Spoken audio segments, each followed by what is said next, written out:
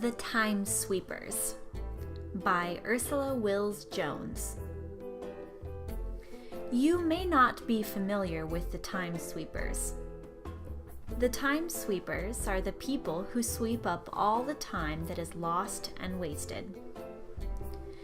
You cannot see them, though if you are in the railway station and think you see something out of the corner of your eye, that will probably be a time sweeper, cleaning up around the bench you are sitting on.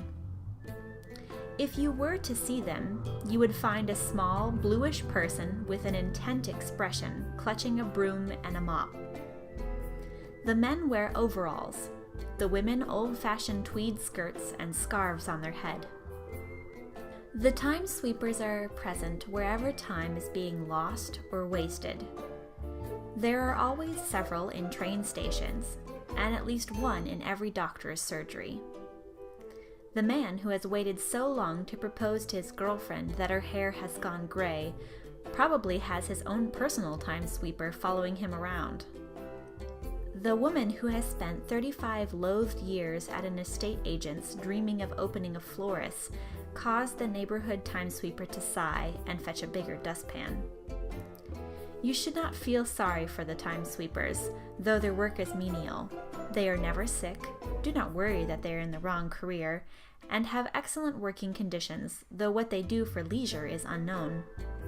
They enjoy bank holidays off, which is why on these days there seems so much more time than usual. At Christmas and New Year, the time sweepers have a week's holiday. When they return to work in January, they face a vast backlog of time which has been lost, wasted, and thrown away over the holidays. It takes them around 3 weeks to resume normal service, which is why January always seems to last longer than the other months.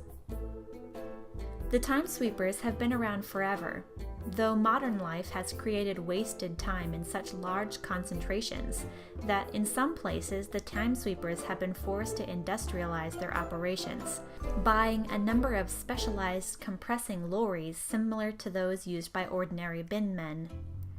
They use these for the largest collections at prisons and shopping malls, two venues where the tide of wasted time threatens to swamp even the most dedicated operatives. Were you to ask a time sweeper, they would tell you one surprising thing. Time enjoyed is never time wasted.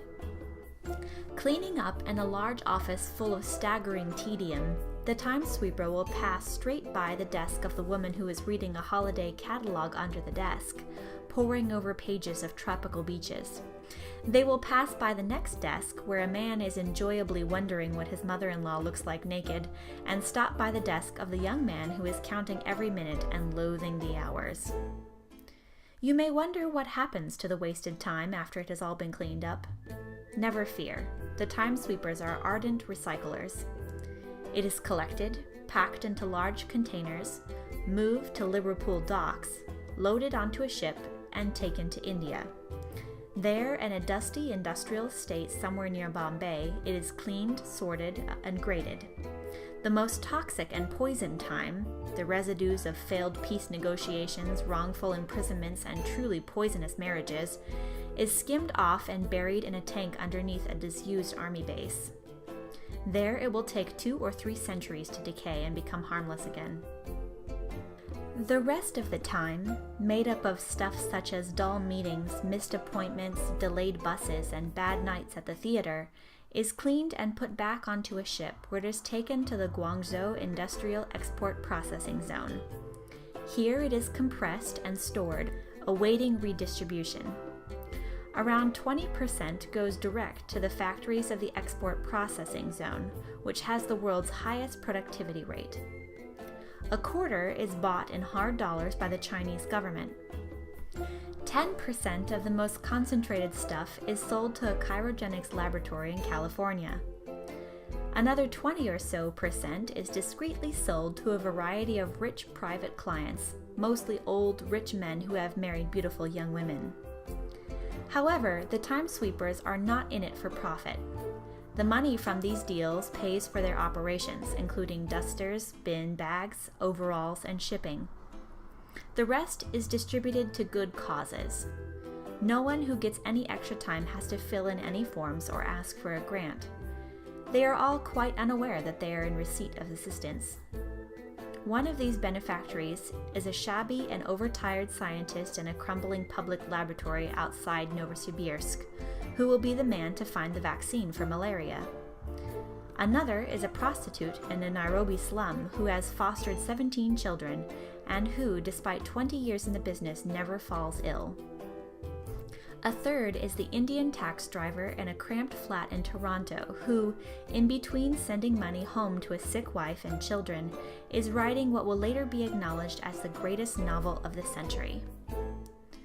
Not all the recipients of the Time Sweeper's largesse are people. About 40 miles outside Timbuktu, a medieval mosque buried in sand receives a delivery every decade or so. Somewhere below the floor in the Aegean Sea, a Trojan galley is miraculously preserved in mud. Similarly, the Time Sweepers gift a little extra time to a temple in Mexico and preserve a hull of Dark Age treasure in a Galway bog. A certain amount of charitable time is kept back for emergency situations, both small and large. It is parachuted in times of desperation, and has facilitated peace deals, changed battles, and allowed numerous fathers to make it to the delivery room in time.